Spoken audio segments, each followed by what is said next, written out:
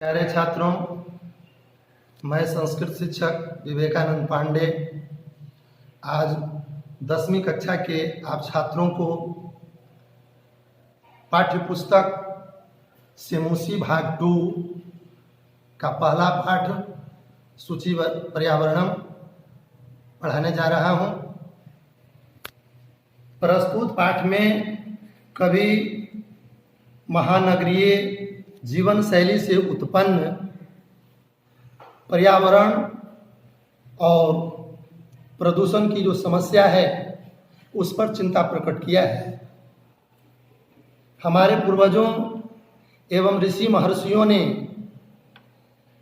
कम से कम की मान्यता, हमारे पूर्वजों एवं ऋषि महर्षियों की मान्यता थी कि कम से कम साधनों का उपयोग करके जीवन जीना यह सुसंस्कृत जीवन पद्धति है। आज हम लोग उपभोक्तावादी संस्कृति के उपासक हो गए हैं,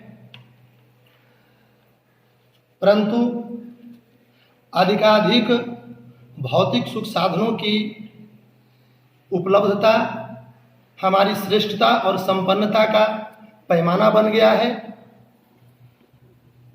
हमारी इस सोच ने प्रकृति और पर्यावरण का भारी नुकसान किया है।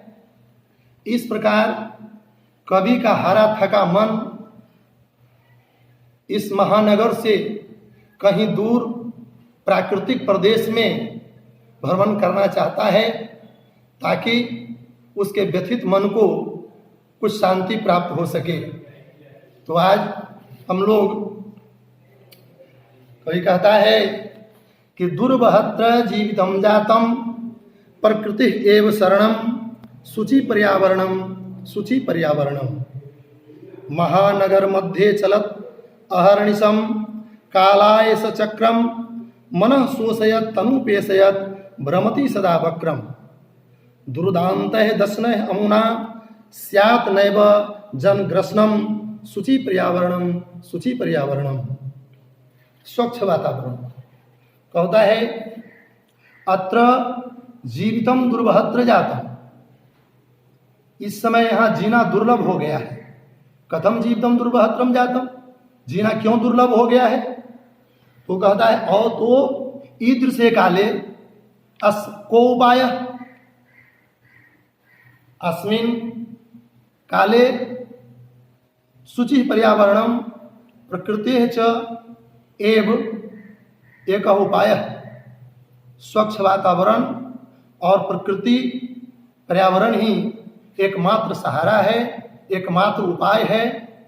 हमको पुनः उसी जगह पर लौटना है। अपने प्रकृति और पर्यावरण की रक्षा सुरक्षा करके ही हम स्वस्थ रह सकते हैं, जीवन जी सकते हैं। महानगर ये व्यवस्था में महानगर मध्य, महानगरों के बीच में अहर्निशम चलत, दिन रात निरंतर चलता हुआ सकालाय चक्रम, ये लोहे का पहिया, गाड़ियों के चक्के, कल कारखानों के चक्के, यह हमेशा मनः शोषयत, मन को सुखाता हुआ, मन को परेशान करता हुआ, तनु पेशयत, शरीर को पीसता हुआ, सदा वक्रम भ्रमति, यह हमेशा टेढ़ा मेढ़ा घूमते रहता है। कुटिलता के साथ यह घूम रहा है, जैसे मानो है हमारे विनाश का कोई षड्यंत्र रच रहा हो, यह हमारे बर्बादी का यह योजना तैयार कर रहा हो। इस प्रकार से जिस चक्के को, जिस पहिए को हम लोग अपने सुख का साधन मानते हैं, वह हमारे विनाश का कारण भी है। यही कवि की चिंता है।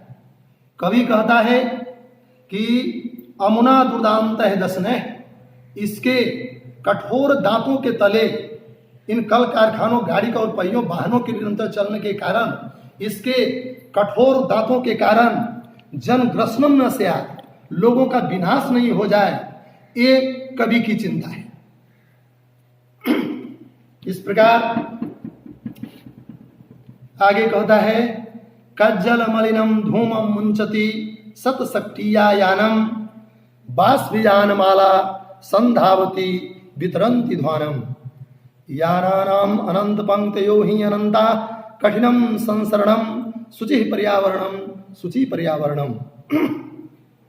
कहता है कि सत शक्ति आयानम, सैकड़ों मोटर गाड़ियां, कज्जल मलिनम धूमम मुंचती, काजल की तरह काले धुओं का, मुंचती उत्सर्जंती, विस्तार करती हुई फैलाती हुई सड़कों पर दौड़ रही है।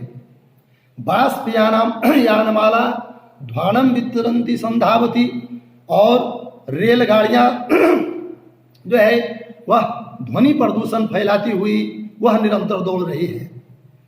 यानानाम अनंत पंक्तियां, और गाड़ियों की अनंत पंक्तियां यह सड़कों पर, राजमार्गों पर इस तरह से चल रही है कि कठिनम संसरणम, यह सरकना भी मुश्किल पड़ रहा है। हम प्रायः आए दिन देखते हैं कि सड़कों पर वाहनों का जिस प्रकार से जमाव हो जाता है, आवागमन दुर्लभ हो जाता है और लोग उससे कितने परेशान होते हैं। आगे कहता है कि वायुमंडलम भृतम दूषितम नहीं निर्मलम जलम, कुत्सित वस्तु मिश्रितम भक्ष्यम समलम धरातलम, करणीयम बहिर्अंतर जगति तु बहुशुद्धिकरणम शुचि पर्यावरणम। कहता है कि अधुना वायुमंडलम भृतम दूषितम जातम, अभी वायुमंडल जो है यह अत्यंत दूषित हो गया है।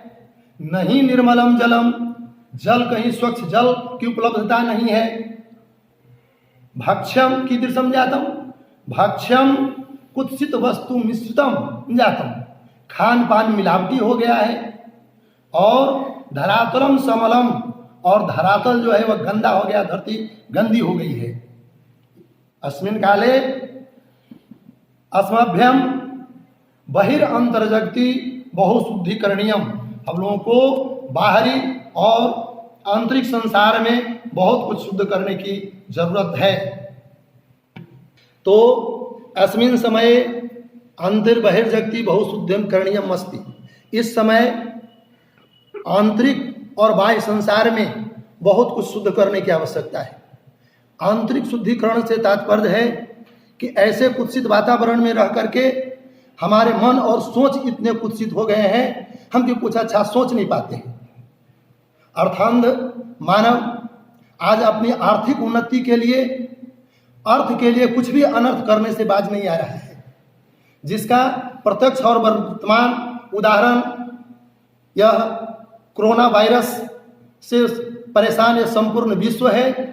यह हमारी उसी आर्थिक सोच का यह नतीजा है, जिसमें हम किसी भी हालत में अपनी आर्थिक उन्नति तरक्की प्राप्त करना चाहते हैं और उसी के लिए आज पूरा विश्व इतना परेशान है।